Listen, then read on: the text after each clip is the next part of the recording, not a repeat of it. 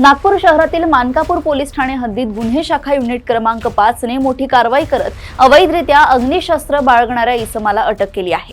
6 जानेवारी 2026 रोजी उज्ज्वल नगर झिंगाबाई टाकळी परिसरात टाकलेल्या छाप्यात दीपक सुरेश सिंग चौहान याच्या घरझडतीत एक देशी बनावटीचे पिस्तूल व 12 बोरची 2 जिवंत काडतुसे जप्त करण्यात आली।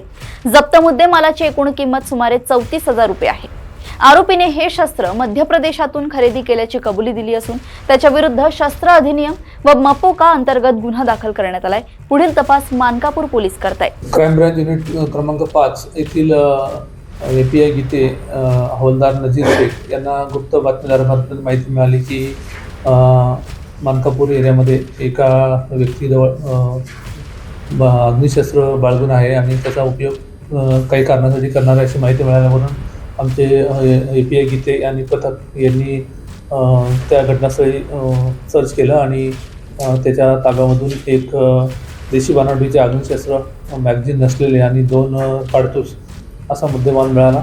त्यांनी तत्काळ पंचासमक्ष पंचनामा करून ताब्यात घेऊन समोरच्या आरोपीला आणून त्याच्याविरुद्ध आम्ही मानकापूर पोलीस ठाणे या ठिकाणी अपराध नंबर 7 कलम 325 भारतीय हत्यार कायदा त्याचबरोबर 132 महाराष्ट्र पोलीस कायदा अंतर्गत आम्ही गुन्हा दाखल केलेला आहे आणि त्याच्या ताब्यामधून देशी बनावटीचा एक कट्टा मॅगझिन नसलेला त्याची किंमत अंदाजे 30,000 रुपये आणि 2 लाल रंगाचे 2 काडतूस असं किंमत 4,000 असा एकूण 34,000चा मुद्देमाल आम्ही जप्त केलेला आहे आणि आरोपी विरुद्ध मानकापूर पोलीस ठाणे या ठिकाणी गुन्हा दाखल केलेला आहे।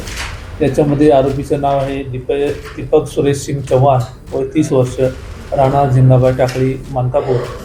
आता आरोपीला गुन्हा दाखल केल्यानंतर सदरचा कट्टा कुठून आणला होता, काय कारणासाठी आणला होता याबाबतचा तपास मानकापूर पोलीस ठाणे मार्फतीने सुरू आहे। सदरची कारवाई ही आमच्या मार्गदर्शनाखाली त्याचबरोबर माननीय पोलीस आयुक्त रवींद्रकुमार सिंघल सर, माननीय सह पोलीस आयुक्त sir, additional CP crime sir, DCP detection sir, त्यानंतर एसीपी डिटेक्शन सर यांच्या मार्गदर्शनामध्ये आमच्या पथकातील एपीआय गीते हवालदार नजीर शेख, त्याचबरोबर एपीआय कदम मुकेश राऊत, प्रवीण भगत, चंद्रशेखर गौतम, अनीस खान, प्रमोद बावणे, गणेश ठाकरे, विशाल नागभिडे, रोशन तांदुळकर, महिला पोलीस अंमलदार निलिमा बोरकर, त्यानंतर चालक अमोल भक्ते तसेच आमच्या युनिटचे इतर सर्व अंमलदार या कारवाईमध्ये सामील होते।